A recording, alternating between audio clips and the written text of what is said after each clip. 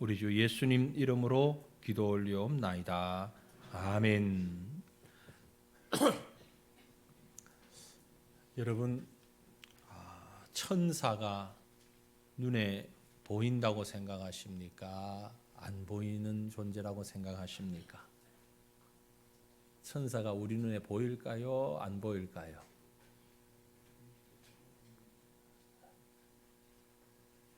조금 있으면 우리 성탄 이 행사, 축하 행사 할 텐데 천사 분장 하는 팀이 있는지 없는지 모르겠습니다만 분장하지요. 어떻게 하지요? 일단 하얀 옷 입어야 돼요. 까만 옷은 안 되고, 그 다음에 날개 있어야 되고, 단발머리는 좀 그렇죠. 천사 긴 머리. 발은 천사 발은 보셨나요? 거의 보지는 못해요. 왜냐하면 하얀 드레스가 너무 길어가지고 발이 안 보여요. 근데 지금 뭘 상상하신 거예요? 선녀죠. 그건 선녀죠. 천사가 아니고. 우리가 전래 동화나 전래 문헌에서 나오는 선녀의 모습을 천사의 모습과 오버랩해서 오해할 때가 많습니다. 그럼 천사는 어떤 존재일까? 본래 천사의 모습은 보이질 않습니다. 왜요? 영물이기 때문에 그렇습니다. 하나님이 만드신 영적 피조물 가운데 천사와 사람이 있어요. 그래서 천사는 영으로만 지어졌습니다. 사람은 영과 육으로 지어졌고 영만으로 되어 있기 때문에 보이질 않습니다.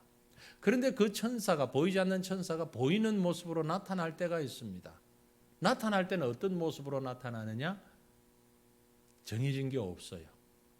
남자로도 여자로도 10대로도 80대로도 소리로도 빛으로도 여러 가지 모양으로 나타납니다. 꼭 젊은 아가씨 같은 여자들로만 나타난다. 그런 선입견을 갖지 마셔야 됩니다. 천사는 아주 다양하게 다양한 모습으로 나타날 수 있습니다. 그러나 그것은 본래 천사의 모습이 아니고 원래 천사의 모습은 보이지 않는 영적 존재라는 것입니다. 오늘 읽었던 본문 말씀에 보면 2000년 전에 천사가 나타났습니다. 천사가 나타나서 이 사람 저 사람에게 이야기하고 메시지를 전하는 것을 볼 수 있습니다. 특별히 오늘 우리가 읽은 말씀 가운데 보면 목자들에게 천사가 나타났는데요. 9절 10절입니다. 주의 사자가 곁에 서고 주의 영광이 그들을 두루 비추매 크게 무서워하는지라. 천사가 이르되 무서워하지 말라. 보라, 내가 온 백성에게 미칠 큰 기쁨의 좋은 소식을 너희에게 전하노라고 했습니다. 9절에는 주의 사자, 10절에는 천사. 그러나 영어 성경에 보니 둘 다 똑같이 the angel, 천사라고 기록해 놓고 있습니다. 천사가 나타났습니다. 목자들에게 천사가 나타났어요. 그런데 그 모습이 어떠했는지 성경은 기록하고 있지 않습니다. 천사의 모습은 기록하고 있지 않아요. 왜? 천사가 중요한 것이 아니기 때문에 그럴 겁니다. 저기를 보십시오 라면 손가락을 볼 게 아니라 손가락이 가르치는 데를 봐야 되겠죠. 저기를 보십시오. 그런데 우리는 같은 손가락을 자꾸 볼 때가 많습니다. 천사를 통해서 보여주고 천사를 통해서 말씀하시고자 하시는 것이 있습니다. 천사를 보지 말라는 얘기입니다. 그런데 목자들은 겁에 질렸습니다. 두려워 떨었습니다. 천사가 무서워하지 말라. 무서워하지 말라. 목자들을 위로하고 말하기를 내가 온 백성에게 미칠 큰 기쁨의 좋은 소식을 너희에게 전하노라. 그렇게 말하고 있습니다. 온 백성에게 미칠 큰 기쁨의 좋은 소식. 무슨 소식일까요? 북한이 무너졌다는 소식. 우리 예배당을 누군가가 2배로 뻥튀기 해가지고 다 지어주기로 했다는 소식. 정말 기쁘고 좋은 소식은 성탄의 소식입니다. 믿으십니까? 성탄의 소식만큼 더 기쁜 소식은 없습니다.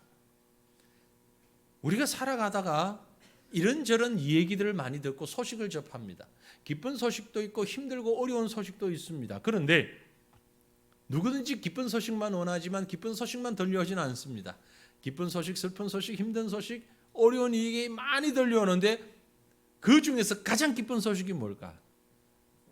벌써 금년 한 해를 돌아보는 시간이 되었는데 여러분 금년 한 해 동안 많은 일들을 경험하셨는데 가장 좋은 일은 무엇이었고 가장 힘든 일은 무엇이었습니까?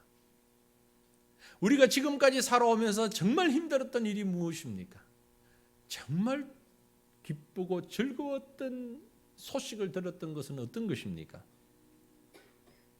바로 아기 예수님이 탄생하셨습니다 라는 이 소식, 성탄의 소식, 세상의 그 어떤 소식보다 정말 값지고 정말 기쁘고 정말 아름다운 그런 소식인 줄로 믿습니다. 여러분 성탄절이 되면 어떤 선물을 주거나 받거나 하죠. 준 적도 있고 받은 적도 있습니다. 선물을 주든지 받든지 중요한 건 뭡니까? 얼마짜리냐? 아닙니다. 선물에 있어서 가장 중요한 것은 주는 사람이든 받는 사람이든 기뻐야 됩니다. 기쁨이 있는 선물이어야 됩니다. 그래서 주는 사람이 기쁘고 받는 사람도 즐거운 것이죠. 가장 최고의 선물은 무엇이었습니까? 바로 예수 그리스도의 탄생의 소식인 줄로 믿습니다. 온 백성에게 미칠 큰 기쁨의 좋은 소식, 큰 기쁨의 좋은 소식, 예수님이 탄생하셨다는 소식입니다. 이제 성탄이 꼭 열흘 앞으로 다가왔습니다. 해마다 이쯤 되면 우리의 마음에 참 생각나는 성탄을 어떻게 준비하고 어떻게 맞아야 바른 것인가 라는 생각, 오늘 이 시간도 한 번 더 해보기를 원합니다. 세상에 많은 사람들이 성탄을 압니다. 그리고 준비합니다. 각각의 나름대로 이번 성탄절에 뭐 해야지, 성탄절을 어떻게 지내야지 준비하고 기대하고 분주합니다. 우리는 무엇을 어떻게 준비해야 할까요? 뭘 준비하는 것이 바른 성탄이라고 생각되십니까? 오늘 말씀에 보면은 처음 성탄을 준비한 사람들의 모습이 있습니다. 그 사람들의 모습 속에서 우리가 준비해야 할 성탄이 무언가를 한번 찾아보십시다. 신실한 믿음의 사람들이 성탄을 어떻게 준비했는가? 먼저 여기서 두 사람을 생각해 보려고 합니다. 그렇다고 다른 사람은 신실하지 않다는 얘기가 아니고 정말 주목해 보고 싶은, 또 거의 매년 제가 이 말씀을 드리는 것 같은데 성탄이 되면 그럼에도 불구하고 또 생각하고 또 생각하고 또 생각해야만 하는 인물들입니다. 가장 기본적으로 성탄에 있어서 중요한 핵심적인 두 사람, 누구죠? 마리아입니다. 예수님의 육신의 어머니 마리아. 우리가 이 기쁜 소식을 듣게 하는데 가장 결정적인 역할을 한 사람입니다. 참 연약한 한 여인이지만 그러나 이 여인의 믿음만큼은 대단한 굳건한 믿음이었다라고 보여집니다. 온 세상의 절반이나 해당되는 그 많고 많은 여인들 가운데서 하나님께서 특별히 예수님의 어머니로, 육신을 입고 오시는 예수님의 어머니로 선택한 마리아. 왜 이 마리아를 선택하셨을까? 마리아에게 어떤 모습이 있었을까?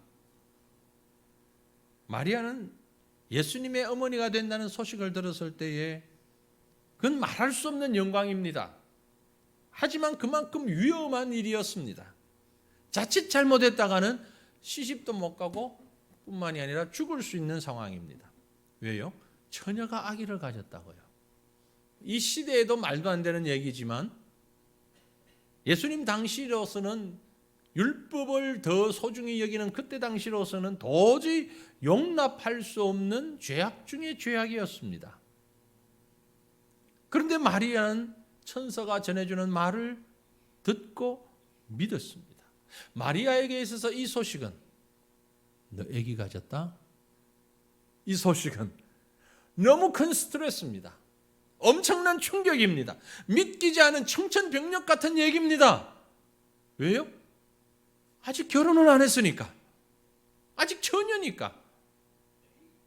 정말 마리아 본인으로서는 이건 어떻게 말로 표현할 수 없는, 뭐 가슴을 치고 어떻게 어떤 말로 표현해도 다 표현할 수 없을 만큼 결혼도 안 한 처녀가 아기를 가졌어요.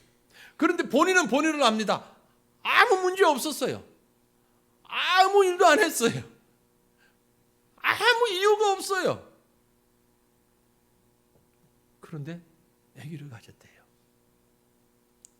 하나님의 천사가 마리아에게 나타났습니다. 누가복음 1장에 37절에 대저 하나님의 모든 말씀은 능하지 못하심이 없느니라. 딱 전제를 깝니다. 하나님의 말씀은 능치 못함이 없다.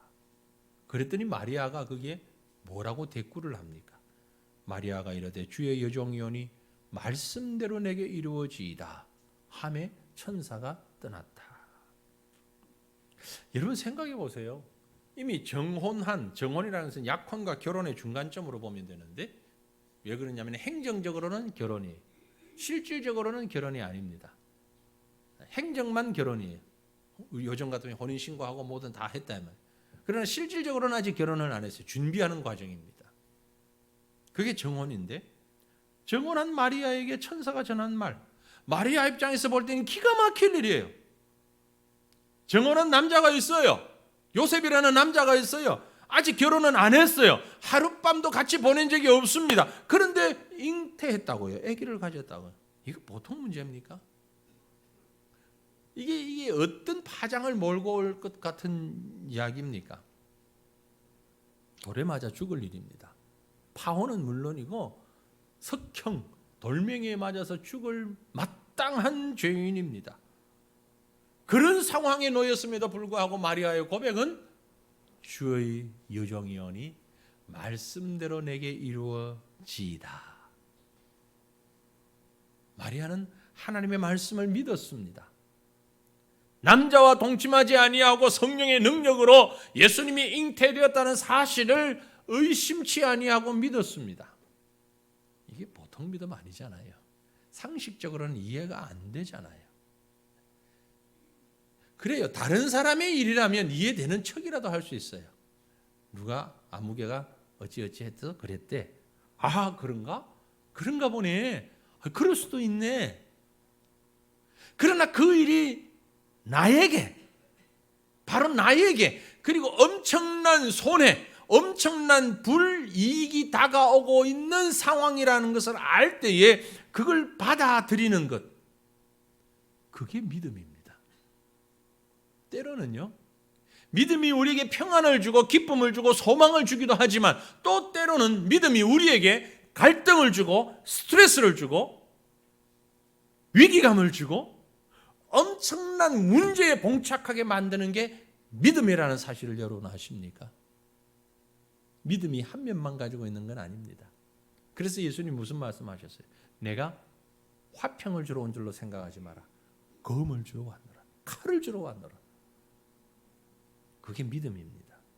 마리아의 믿음은요, 엄청난 손해가 다가오고 불이익이 다가오고 위험한 상황이 다가옴에도 불구하고 믿었다는 것이죠. 성탄은 바로 그 믿음을 확인하는 절기입니다. 내가 죽어도 구주가 오신다면, 내가 희생해도 하나님의 아들이 오신다면 아멘 할렐루야 할 수 있는 믿음, 그게 바로 성탄의 믿음입니다. 이 믿음을 소유하는 저와 여러분 될 수 있기를 간절히 소망합니다. 이 믿음 준비하는 게 최고의 성탄 준비예요. 좋은 걸 좋다고 하는 건 우리 누구나 할 수 있어요. 그죠? 기쁘고 즐거운 것, 득되는 것, 유익한 것, 이걸 줄 때 아멘하고 받는 건 누구나 할 수 있어요. 그런데 정반대의 것이 옴에도 불구하고 아멘으로 받을 수 있는 것, 인정할 수 있는 것, 고백할 수 있는 것, 이게 믿음인데, 이게 마리아에게 우리에게 마리아를 통해서 우리에게 보여주는 믿음인데, 바로 이 믿음이 근본 성탄에 준비되어지기를 간절히 축원합니다. 두 번째 또 한 인물이 있죠. 마리아의 파트너 요셉입니다. 요셉은 참 대단한 믿음이에요. 마리아가 아무리 믿음이 좋아도요, 그리고 아무리 모든 걸 수용해도 요셉이 받아들여지지 않으면 이건 헛일이에요. 그죠? 하나님께서 이 부부를 그렇게 같이 사용하시는 거예요. 요셉의 입장에서 정혼한 여인이 있습니다. 그런데 아직 그 여인과는 하룻밤도 같이 보내지 않았고 합방도 하지 않았습니다. 그런데 그 여인에게 아기가 생겼대요. 아기가 생겼대요. 어떻게 생각하십니까? 요셉 본인은 얼마나 머리가 아팠을까요? 실감이 안 납니까? 여러분 아들이 결혼을 해야 되는데 결혼하기 전에 며느리가 아기부터 가졌대요. 근데 아들은 아니래요. 전혀 모른대요. 근데 며느리 될 사람은 아기 가졌대요. 권사님들 어떻게 하시겠어요? 그럴 수 있지. 아멘. 하나님이 주셨습니다. 그러실래요? 응? 아니잖아요. 아들은 전혀 모르는 일이래요, 지금. 그런데 요셉은 그걸 받아들였다는 말이에요. 받아들였다. 요셉은 고민을 했을 겁니다. 고민 안 하면 사람도 아니지. 당연히 고민하고 갈등했죠. 성경이 그걸 선명하게 기록하고 있어요. 마태복음 1장 20절에 이 일을 생각할 때에 요셉이 머릿속에 생각하는 거예요. 주의 사자가 현몽하여 이르되 다윗의 자손 요셉아 내 아내 마리아 데려오기를 무서워하지 말라. 그에게 잉태된 자는 성령으로 된 것이라. 요셉이 무서워하고 있어요. 지금 갈등하고 있어요. 당연하죠. 그런데 하나님이 사자를 통해서 The angel of the Lord, 하나님의 사자가, 하나님의 천사가 요셉에게 말했습니다. 다윗의 자손 요셉아 내 아내 마리아 데려오기를 무서워하지 말라. 이 말씀을 듣고 받아들였어요. 요셉은 자기 기분과 자기 생각대로 하나님의 말씀을 받거나 말거나 선택하지 않았습니다. 자기의 기분이나 자기의 판단에 하나님의 말씀을 맞춘 게 아니라 하나님의 말씀에다가 자기의 상황을 맞추었어요. 내 생각대로 안 되고 내 기분대로 안 된다면 하나님의 말씀이든 뭐든 거절하는 것이 아니고 내 기분과 내 상황과 내 판단 상관없이 하나님의 말씀이 말씀하면 그대로 받아들이고 순종했다는 얘기예요. 자기 기분대로 자기 판단대로 했으면 파혼하죠. 그리고 마리아를 데려오지 않지요. 벌을 받든지 말든지 그들은 버리겠지요. 그러나 요셉은 자기 그런 판단대로 자기 기분대로 행하지 않았어요. 하나님의 말씀에 순종했습니다. 전적으로 순종했습니다. 마태복음 1장 24절 보면 요셉이 잠에서 깨어 일어나 주의 사자의 분부대로 행하여 그의 아내를 데려왔으나 아들을 낳기까지 동침하지 아니하더니 나음의 이름을 예수라 하니라. 하나님의 능력으로, 성령의 능력으로 하나님의 아들을, 인류를 구원할 구세주를 자기의 정혼자 마리아의 복중에 허락하신 하나님의 능력을 믿었습니다. 받아들였습니다. 믿음은 바로 이것입니다. 내가 손해가 나도, 내가 좀 어려워도, 내가 억울한 일을 당하더라도 하나님의 말씀을 그대로 받아들이고 수용하는 것, 그게 바로 믿음이라는 것입니다. 요즘 많은 성도들이 또 하나님을 알지 못하는 자들이 너무 자기중심적이 되어 있다고 생각하지 않습니까? 그 속에는 나도 포함되어 있다고 생각하지 않습니까? 나한테 유익되면 그대로 받고 달면 그대로 받아들이고 조금이라도 나한테 손해가 된다면 내 자존심에 스크래치가 난다든지 나의 어떤 안정에 조금이라도 해가 된다면 과감하게 던져버리는 그런 엉뚱한 과감성이 우리에게 있지 않습니까? 하지만 믿음은 내가 손해가 돼도 억울한 일을 당해도 그대로 받아들이는 게 믿음입니다. 심지어 그걸 받아들임으로 인하여서 엄청난 오해를, 엄청난 안 해도 될 일을 해야 하는 그런 상황에 부딪힌다 할지라도 그것을 그대로 받아들이는 것이 믿음입니다. 요즘 많은 사람들이 성탄을 준비합니다. 야, 좀 있으면 크리스마스인데 우리 술 한잔 해야지. 크리스마스인데 어떻게 선물 준비했어? 무엇을 위한, 누구를 위한, 왜 맞는 성탄인지 크리스마스인지 오염이 될 대로 됐어요. 오염될 대로 돼버렸어요. 요셉은요, 그 상황을 받아들이고 마리아를 데려왔으나 25절에 기록하기를 아들을 낳기까지 동침하지 아니하였다. 어느 한 부분 조금이라도 그 순결한 믿음의 상황을 더럽히지 않으려는 요셉의 섬세함을 볼 수 있는 부분입니다. 이미 성령이 잉태됐어요. 그럼 그 이후에 육체적으로 행할 수도 있는데도 불구하고 아들을 낳기까지 동침하지 아니하였다. 혹이라도 나의 잘못이, 나의 어떤 욕망이 하나님의 일에 오점을 남길까? 순결한 순백한 믿음을 보존하고자 하는 요셉의 마음을 엿볼 수 있는 부분입니다. 오늘 우리는 이런 성탄을 준비해야 합니다. 가장 정결한 모습으로, 가장 순결한 모습으로 어느 한 부분이라도 하나님의 구원의 손길에 조금이라도 오명이, 오점이 남겨지지 않도록 철저하게 주님만 높임받는 그런 성탄을 준비할 수 있는 저와 여러분 되기를 간절히 바랍니다. 마리아와 요셉, 그리고 또 한 부류를 나눠서 또 한 부류의 사람들이 있습니다. 누굽니까? 양을 지키는 목자들이 성탄을 준비하고 있습니다. 말씀 8절에 보니까 그 지역의 목자들이 밤에 밖에서 자기 양떼를 지키더니 라고 했습니다. 자신의 직무를 참 성실하게 감당하고 있다라고 보여집니다.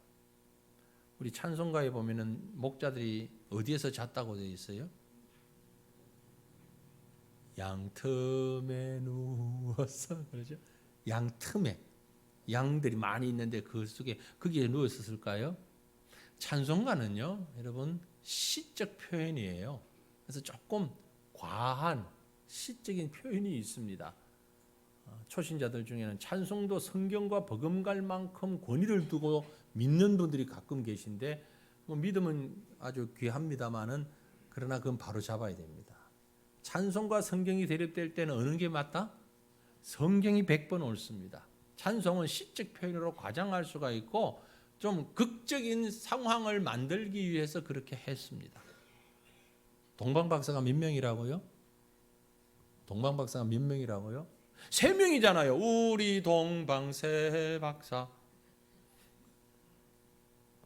찬송가에 3명이라고 그랬는데, 아니, 그건 찬송을 짓는, 가사를 짓는 사람들이 조금 쉽게 얘기하면 오버를 해서 좀 극적으로 또 우리에게 잘 기억되도록 하기 위해서 한 것이지, 성경 어디에 봐도 동방박사가 3사람이라는 건 단 한 곳도 나온 적이 없습니다. 성경에는요, 동방에서 온 박사들 그랬어요. 2명부터 100명까지 다 박사들 할 수 있는 거예요. 꼭 3명만 얘기하는 건 아닙니다. 3명일 수도 있어요. 5명일 수도 있고요. 2명일 수도 있고요. 근데 동방박사 그려놓으면 꼭 3개 안 그려놨네. 마침 어딘가 그려놓으면 꼭 3명을 그리거든요. 우리 성경과 찬송이 서로 상반될 때는 성경 중심으로 가야 됩니다. 그런데 목자들이 양 틈에 누운 게 아니고 밖에서 양을 지키고 있었다 그랬어요. 그러니까 아마도 들판에 양을 밤중에 들판에 그대로 풀어놓지는 않습니다. 상식적으로. 그렇죠? 우리에 모으죠. 그런데 그 우리가 들판에 있을 수는 있어요. 목초지에 풀이 좋은 곳에 임시적으로 이렇게 울타리를 치고, 그리고 그곳에 양을 밤에는 모으고 낮에는 풀어놓고, 이렇게 아마도 그 들판에 이렇게 아주 풀이 좋은 곳에 임시로 가설한 우리일 수도 있습니다. 어쨌든 우리의 양들이 들었으면 목동들은 거기에 굳이 다 있을 필요는 없어요. 그죠? 들어가서 편하게 자면 됩니다. 혹 필요하다면 한 명씩 교대로 나와서 그게 있어도 돼요. 그런데 보면 성경원이 목자들이라고 표현했어요. 이게 복수의 목자들이, 다수의 목자들이. 결국 그들은 양에 대한 애정을 가지고 열심히 일하는 그런 사람들이었다라는 거죠. 아무튼 밤을 지새우며 양을 지켰습니다. 자신이 맡겨진 일을 열심히 다 하고 있었고요.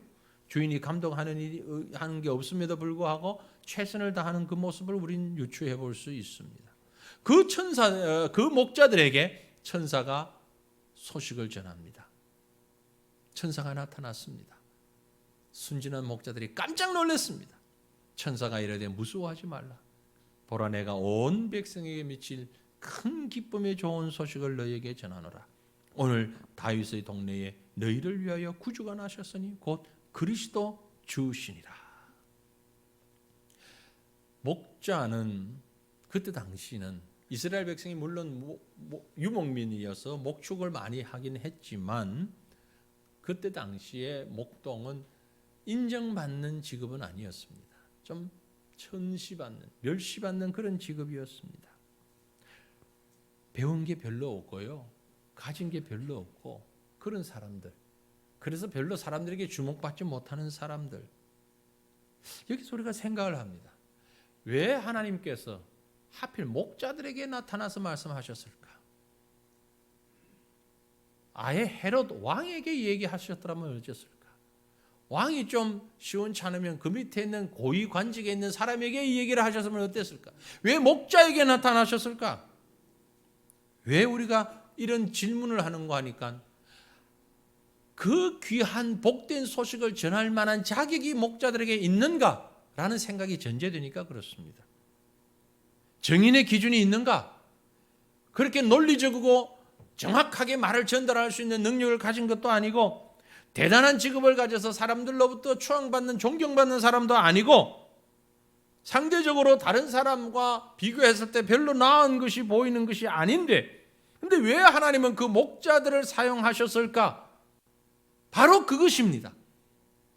우리가 생각할 때 특별한 이유가 없고 조건이 없다는 것이 조건입니다. 한마디로 별 볼 일 없는 사람들이기 때문에 하나님은 그들을 사용하셨습니다. 인간의 기준과 하나님의 기준은 분명히 다릅니다. 사람들이 볼 때는 뭔가 대단한 자격을 갖춘 자만이 주의 일을 감당할 수 있는 것처럼 생각하시는데 그렇지 않다는 것입니다. 정말 모자라고 무능한 여기 선 사람 같은 사람을 목사로 세우는 거 보십시오. 그러면 보이잖아요. 뻔하잖아요. 좀 유능하고 괜찮은 사람을 목사로 쓰시면 더 하나님이 이길 텐데 뭐 별 볼 일 없는 사람을 목사로 세우셔서 말씀 전하게 하시는데 왜 그러실까? 자격 없는 사람을 왜 그러실까? 바로 그 자격 없기 때문에 그게 자격인 거예요. 하나님은 종종 이렇게 사람들의 생각과는 기준이 전혀 다릅니다. 성경을 보세요. 요셉 같은 인물. 요셉은 정말 철딱서니가 없어요. 예? 나중에 천국 가면 뭐라고 할지 모르지만 요셉 정말 철딱서니 없고요, 상황 분별 못하는 인물이에요. 보세요. 꿈을 꿨어. 요셉의 상황에서 지금 꿈을 꿨으면 어떻게 해야 돼? 입 딱 다물고 있어야지. 예? 왜 그걸 얘기해가지고 괜히 분란을 일으켜?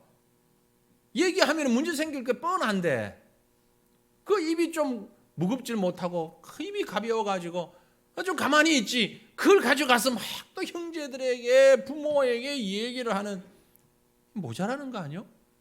잔머리가 잘 돌아간다면서 요셉이 왜 그랬을까? 뭐 어떤 사람이 요셉 얘기하면서 청년이여 꿈을 가져라. 그 꿈하고 이 꿈하고는 다르잖아요. 꿈이라는 단어만 갖다가 해서 영어만 써도 다른데 요셉이 가졌던 꿈은 드림이요. 자다가 꾸는 꿈이요. 젊은이들이요 꿈을 가지라. 그건 비전이요. 그건 전혀 다른 얘기인데 꿈도 꾸고 싶다 꿉니까? 아니잖아요. 특별히 요셉이 꾼 꿈은 자기가 꾸고 싶다고 꾼 게 아니요. 뭐 갖고 싶다고 가진 꿈이 아니요. 그건 자기도 모르게 하나님이 꿈에 보여주신 거라고. 그러면 이게 하나님의 계시구나. 하나님이 나에게 이런 꿈을 주셨구나. 그러고 가만히 입 딱 다물고 지켜서야지. 그걸 그만 떠들어 가지고서 인신매매를 당하고 말이지. 뭐 하는 거예요? 모자라는 거 아니에요. 모세는 어떤 사람입니까? 요즘 재벌 2세, 재벌 3세가 우리나라에 문제가 많이 생기더만요. 모세도 참 철없는 사람이에요. 태어나면서부터 혈통으로 얻은 왕자직도 아닌데 유모가 키운 입양된 왕자 아닙니까? 그럼 조용하게 자기 위치 지키고 있어야 되는데 그 왕자 백 믿고 애국 군인을 때려서 죽였잖아요. 이런 지금 앞뒤 계산을 못하는 사람이 모세예요. 광야에서 하나님이 들기나무에서 나타나셨을 때는 얼마나 또 겁이 많은지 신발을 벗고 야단이. 입다는 어떤 사람입니까? 사사기에 있는 입다는 조폭 똘름만이요, 깡패요, 조직 폭력배란 말이에요. 베드로는 어떤 사람입니까? 아주 무식하면서도 성질은 뭐같이 있어가지고 말만 하면 욱 하고 아주 욱 하는 한 방에 욱이 있는 사람이 베드로 아닙니까? 마태는 어떤 사람이에요? 부정축제자잖아요. 정당하지 못한 방법으로 돈을 모았던 사람이잖아요. 이런 사람들을 하나님은 사용하신단 말이에요. 이 목사를 쓰시는 것처럼. 별 볼 일 없고 아무 소용없는데, 사람들 인간적인 기준에서 볼 때는 정말 아무것도 없는데 하나님은 그런 자들을 통해서도 일하신단 말이에요. 물론 갖춘 사람을 통해서도 일하시고 바울 같은 사람을 통해서도 위대한 일을 하시는 하나님이에요. 그러나 갖추지 못한 사람을 통해서도 위대한 일을 하시는, 다시 말해서 그리스도의 증인되는 데는 아무런 자격이 없다는 얘기예요. 자격이 있다면 자격 없는 그게 자격이에요. 그럼에도 불구하고 주님이 사용하시면 아멘, 순종하겠습니다. 이게 바로 우리가 가져야 할 믿음의 모습이라는 것이죠. 목자들이요, 천사들의 음성을 듣고 근데 뭔가 번지수를 잘못 찾았습니다. 우리한테 말하지 말고요, 저기 가서 저 높은 분들한테 얘기하시오. 우리는 몰라요. 그러지 않았단 말이에요. 아무 자격 없음에도 불구하고, 인간적으로 세상적으로 봐도 아무 이유가 없음에도 불구하고 그대로 순종하는 이 믿음, 오늘 우리가 성탄을 준비하는 믿음이 바로 이런 믿음 될 수 있기를 주님 이름으로 축원합니다. 우리가 잘나서가 아닙니다. 우리가 뭔가를 갖추어서가 아닙니다. 많이 가져서가 아닙니다. 보잘것없기 때문에 주님이 우리를 사용하시고 그 사용하심에 아멘으로 감사할 수 있기를 바랍니다. 그러면 마지막으로 우리는 어떻게 성탄을 준비해야 합니까? 목자들의 얘기를 조금 더 이어가며 말씀을 맺겠습니다. 목자들은 천사들의 그 전해주는 소식을 듣고 곧장 어디로 달려갔습니까? 전하러 가지 않았어요. 가긴 갔는데 곧장 어디로 갔습니까? 마리아와 요셉이 있는 마구간으로 갔습니다. 왜요? 그 믿음이 바로 나의 믿음이 되도록 자기 것으로 만든 것입니다. 우리 목사님이 그러는데 예수 믿어야 천국 간대, 그렇게 전도하지 마세요. 우리 목사님이 설교하시는데 내가 듣고 내가 하나님 앞에 기도하면서 하나님께서 나에게 확신을 주셨어. 나는 죽어도 천국 갈 수 있어. 그러니 예수 믿어야 돼. 이게 힘이 있습니까? 우리 장로님이 그러는데 예수 믿어야 구원받는데 이 말이 힘이 있습니까? 내가 경험한 걸, 나의 신앙을 전해야 된다는 얘기예요. 목자들은 지금 천사가 전해준 얘기를 듣고 그것을 자기의 신앙으로 만들었어요. 자기 것으로 만들었어요. 그 진리가 바로 나에게 있는 진리로 만들었다라는 얘기예요. 우리가 전해야 할 성탄의 복된 소식을 전할 때에 다른 사람 얘기를 하지 마십시오. 3인칭을 끌어들어와서 증거하려고 하기보다는 1인칭으로 바로 내가 믿고 내가 경험한, 내가 가진 확신을, 내가 얘기하는 이 진리가 주님께서 나에게 주신 그 진리임을 이야기할 수 있는 이런 능력과 이런 확신이 우리 가운데 있어야 한다라는 말씀입니다. 우리가 준비해야 할 것은 바로 이것입니다. 나의 신앙을 준비해야 합니다. 성탄을 맞으면서 나의 신앙을 준비하십시다. 내가 가진, 내가 만난 예수 그리스도를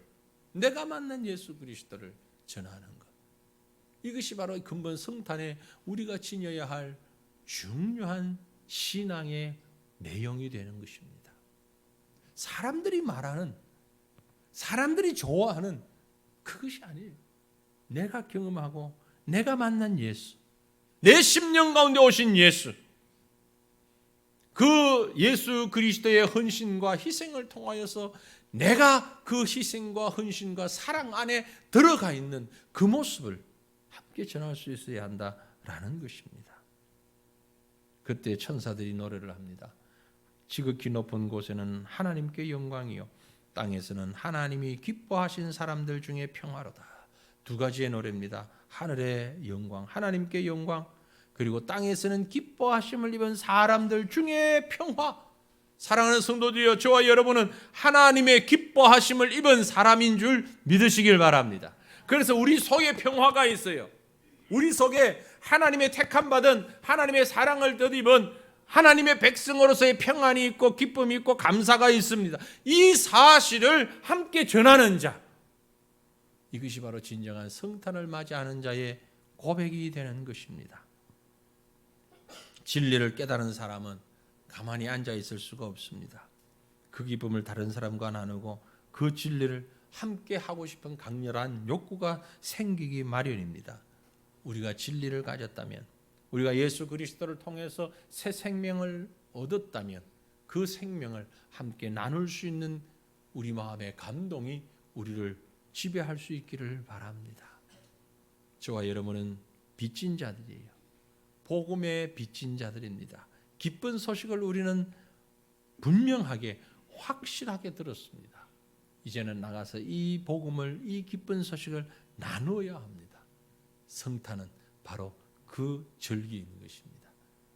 나에게 오신 예수 그리스도를, 내 심령에 오신 예수 그리스도를 있는 그대로 진실되게 증거하는 이 믿음의 준비야말로 성탄을 준비하는 자가 가장 우선적으로 또 가장 핵심적으로 준비해야 할 복음의 내용이 되는 것입니다. 2000년 전 그 성탄을 준비하며 맞았던 사람들, 오늘 우리가 조금 생각해 보았습니다. 원하기는 저와 여러분도 기쁨으로, 진정한 기쁨으로 이 성탄을 준비하는 온전한 믿음의 성탄 준비 이루어가는 저와 여러분 될 수 있기를, 금년이 성탄이 될 수 있기를 주님의 이름으로 축원합니다. 우리 함께 기도하십시다. 이 시간 우리에게 오신 주님을 생각하면서 우리 속에 오신 주님의 성탄의 큰 기쁨의 좋은 소식을 기억하면서, 주님, 우리가 이 귀한 소식을 받아싸우니 함께 나눌 수 있는 믿음의 사람들 되게 하옵소서. 금년 성탄이 기쁨을 나누는 진정한 성탄 되게 해달라고 우리 시간 통성으로 한번 간절하게 주님 앞에 기도하십시다.